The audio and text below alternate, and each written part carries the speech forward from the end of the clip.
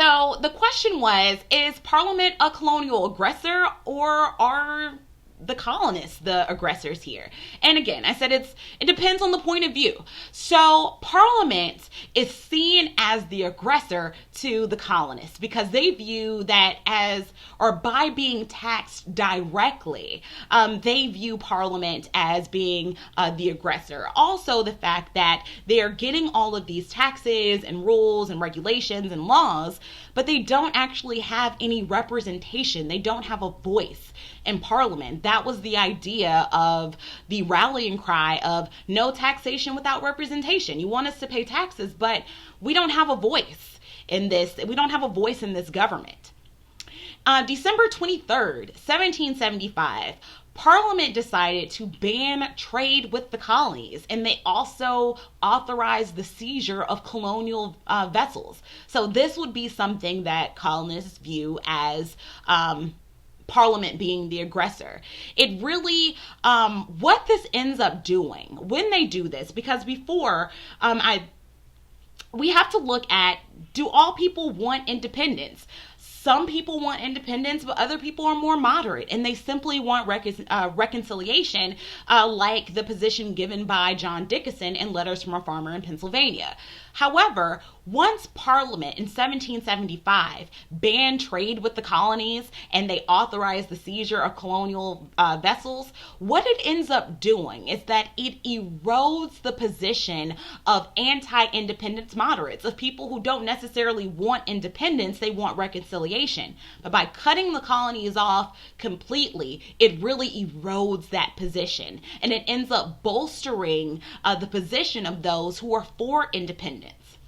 On April 6, 1776, Congress authorized opening colonial ports to all foreign nations, except for Great Britain. So what do we do in response? Well, Britain doesn't want to trade with us, so we will trade with everyone else except for Great Britain. And so also in April, this is what happens. Congress will send Silas Deane to France. Look that up. This should be something that's really interesting, and I will also offer a little bit of extra credit if you can tell me who is Silas Deane and why would Congress send Silas Deane to France? Why do you think Congress would send anyone to France, right? I want to answer it, but I also don't want to give you the answer at least yet, so maybe I'll sneak it somewhere else in the lecture. Okay? All right, so continuing here. So when did war actually break out? So we have in April, we have Congress deciding that they are going to open trade to everyone except for Great Britain. Well, the Second Continental Congress ends up meeting in May, because remember, they said if we're not able to come to any sort of agreement, we will meet in May of 1775. So again, we're back in May 1775. Before they can even meet, the battle, our outbreak of war, you could say, has already begun. We've already had the battles of Lexington and Concord, or the battle, I will say, rather, the fighting breaks out before the Congress can meet. The wonders of the English language. So before the Congress can even meet, war is already broken out with the battles of Lexington and Concord.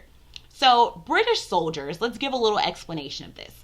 British soldiers are wanting to march from Boston to Concord, because in Concord there is a cache of weapons being stockpiled. So in Concord, there is a cache of weapons being stockpiled, and they want to get those weapons. And so you have these riders who will hop on their horses and say, look, we have the British who are coming to Concord. They want to seize the weapons. And so militiamen end up taking up arms, and they try to resist the British. So in trying to resist the British will end up retreating.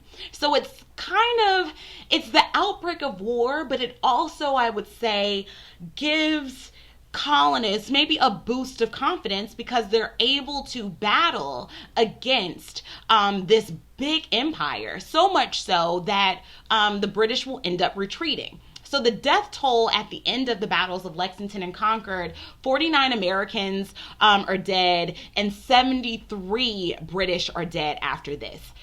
After the battles, I would say the battles of Lexington and Concord really set the stage for the Second Continental Congress. Now it's different. Now the how would I put this? How do I put this, my learners? The stakes are that much higher because now there's been bloodshed.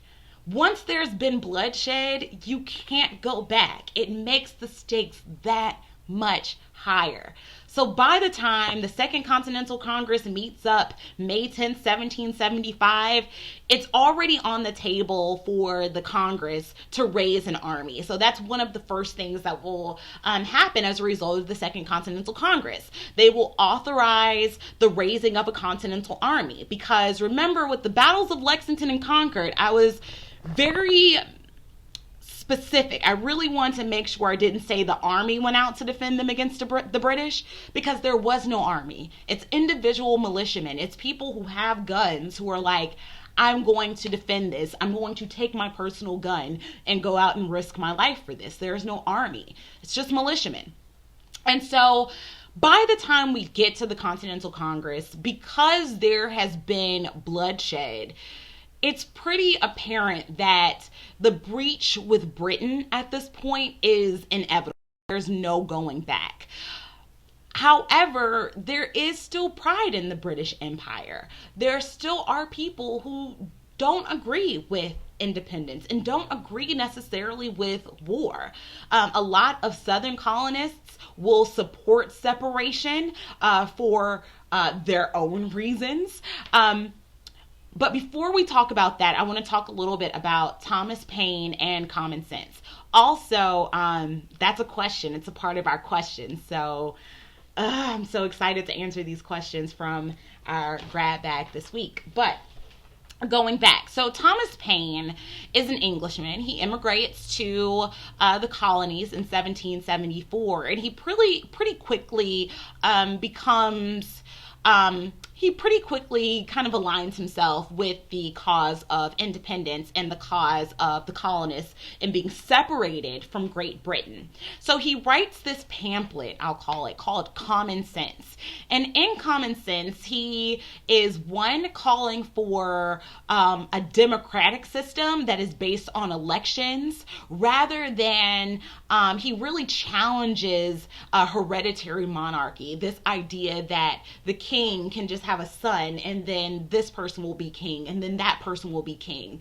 Because Thomas Paine really says in this that just because one person is a great king doesn't mean that his offspring, just by virtue or by accident of birth, it doesn't mean that the offspring are going to be good kings. It doesn't mean you're going to get lots of good leaders through this. In fact, you don't get good, leaders from this. Thomas Paine and Common Sense is also significant because he really introduces a new style of political writing. He writes it in a way that is easier for laymen and women to understand. So while you may not have had it makes it easier. He's not writing in Latin. He is not writing in such legalese that it's difficult for people to understand. Also, this kind of goes against this tradition of deference that only those who are highly educated should be able to participate in politics. By making something that is easy for people to understand, it opens this realm of politics and government to more classes of society, I'll say. That's pretty important. Now, going back to Southern colonists who are supporting separation. Southern colonists will support separation because in November 1775, after Congress has authorized raising an army, by this time we know we're going to war. And so in November 1775, the Earl of Dunmore signs this proclamation that says that if you are an enslaved person, if you fight for the British, you'll get your freedom. And so Southern colonists are going to be incredibly upset with that because they see Britain as interfering in their economic futures, right? So that will be a bit of an issue. So Congress has raised the Continental Army. George Washington has been chosen to be the commander of the Continental Army. He has some experience, so he is chosen. Now we're at the part of the chapter where we will talk about the Declaration of Independence, because a lot of this conflict, remember, begins around 1765-ish is when we have this conflict. And by the time we get to 1776, it takes a while before we declare independence. We've not we've started fighting, but we've not made a lot of inroads in fighting with the Declaration of Independence.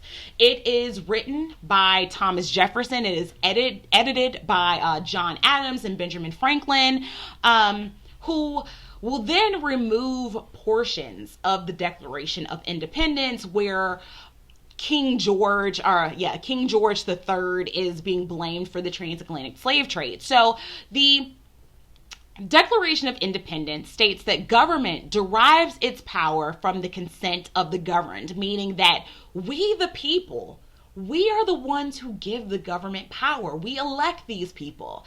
If we don't give them power, they don't have power, right? So government derives or gets its power from the consent of the governed, from the consent of the people. So July 4th, 1776, Congress finally, they adopt the final text of the Declaration of Independence. Jefferson puts an anti-slavery clause in the Declaration of Independence, and in that anti-slavery clause, that's where King George III is being blamed for the transatlantic slave trade. And so that is taken out. We do have a question about that, so I will explain it more in our question segment. So in the Declaration of Independence, we have a list of it's essentially a list of grievances that are, these grievances are being directed at Parliament. And it's also in the Declaration of Independence that we get this definition of inalienable rights, rights that cannot be taken away. And one of these rights is really liberty. In the preamble of the Declaration of Independence, it says, "We hold these truths to be self-evident, that all men are created equal, and that they are endowed by their Creator with certain inalienable," in the Declaration it says unalienable rights, so if you have a squiggly line, don't worry about it, inalienable rights, that among these are life, liberty, and the pursuit of happiness. It defines what these rights are. The Declaration of Independence says that there are certain rights that cannot be stripped away from you, and these rights are life, liberty, and the pursuit of happiness. A issue though that I have with a lot of students is that we have this language in the Declaration of Independence, and then we have this very stark reality that not everyone is entitled to liberty. Not everyone is entitled to the pursuit of happiness. So are these truths? Are these self-evident truths? Again, that reads, "We hold these truths to be self-evident, that all men are created equal, that they are endowed by their Creator with certain inalienable rights, and among these are life, liberty, and the pursuit of happiness." And so, it is a bit of a challenge, I do have to admit, but we will address these in the question segment. So now that we're in war, we have officially declared independence. Let's look at how these empires stack up.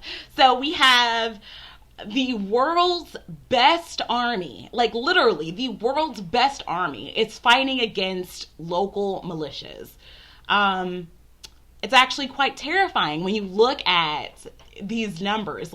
What would encourage you to go after the world's largest empire? Britain by this time, by the 18th century, they're known for having the world's best army and the world's best navy. Between 1775 and 1783, and these are the years that fighting actually takes place, about 200,000 men will fight in the American army and in local militias. So what are some advantages? So we look at the world's best army. And so it can be kind of difficult to say that the colonists had any advantages, but they do have some advantages. So for one, remember that big war that we mentioned at the very beginning of the chapter, the French and Indian War?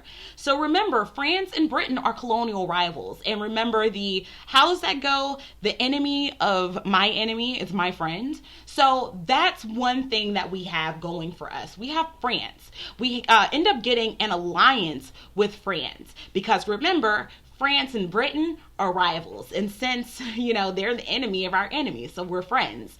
And so they decide to help the colonists by providing indirect military support. Also, another advantage is that, remember, Britain just got out of war, and so to engage in another war is not just risky, but it's very, very expensive.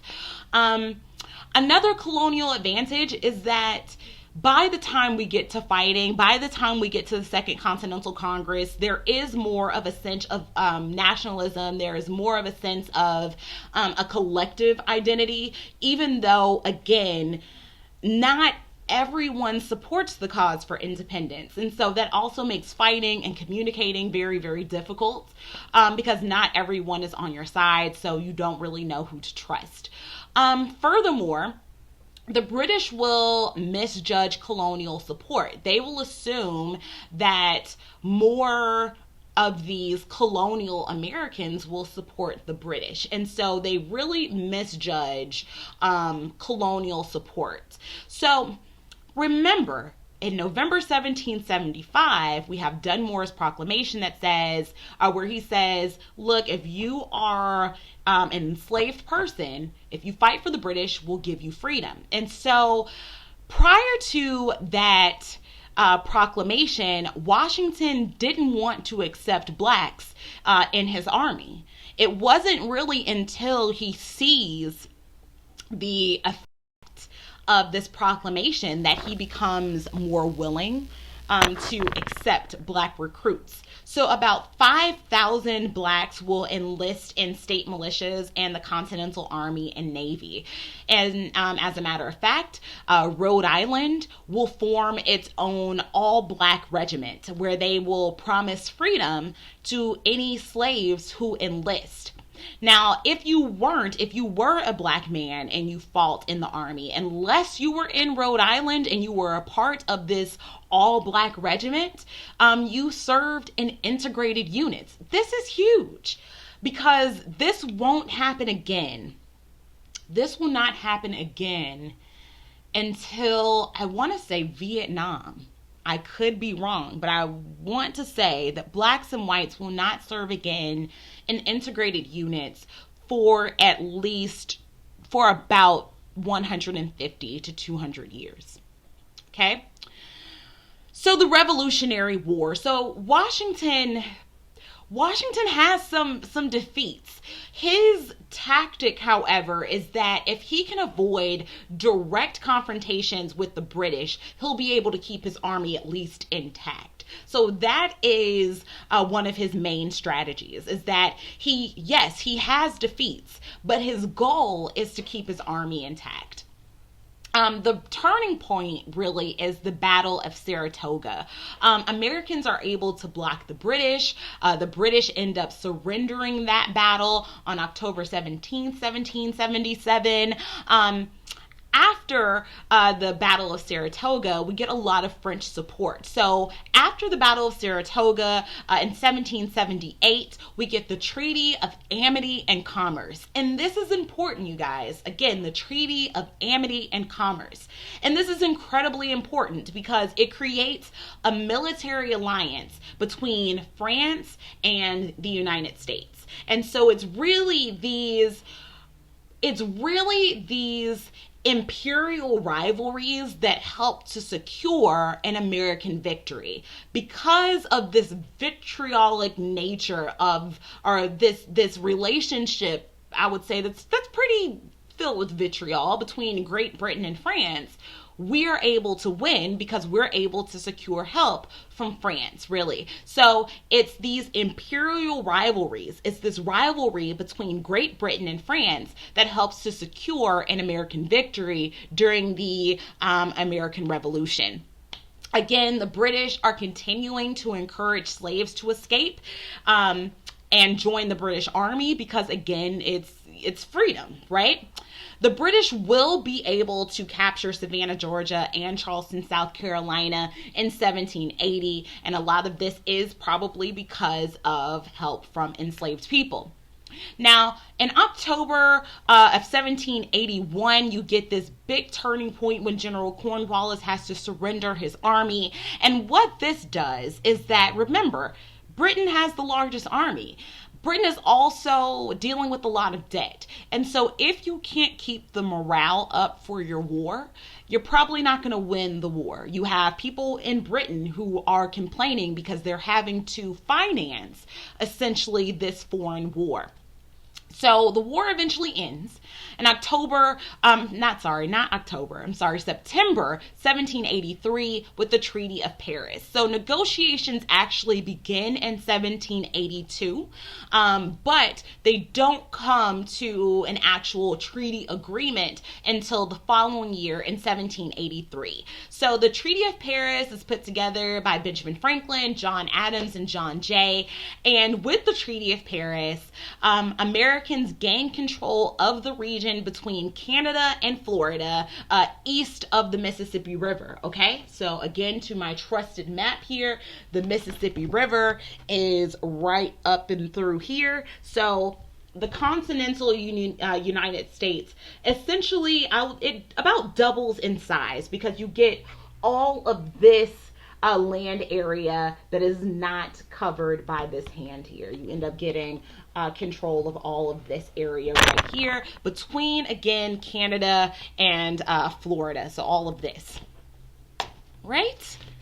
We are winding down. Oh, that is the end. See, it's so fun that I didn't even realize that it ended. So next, we're going to have some questions. So stay tuned to these questions, and I'll see you guys back in a bit.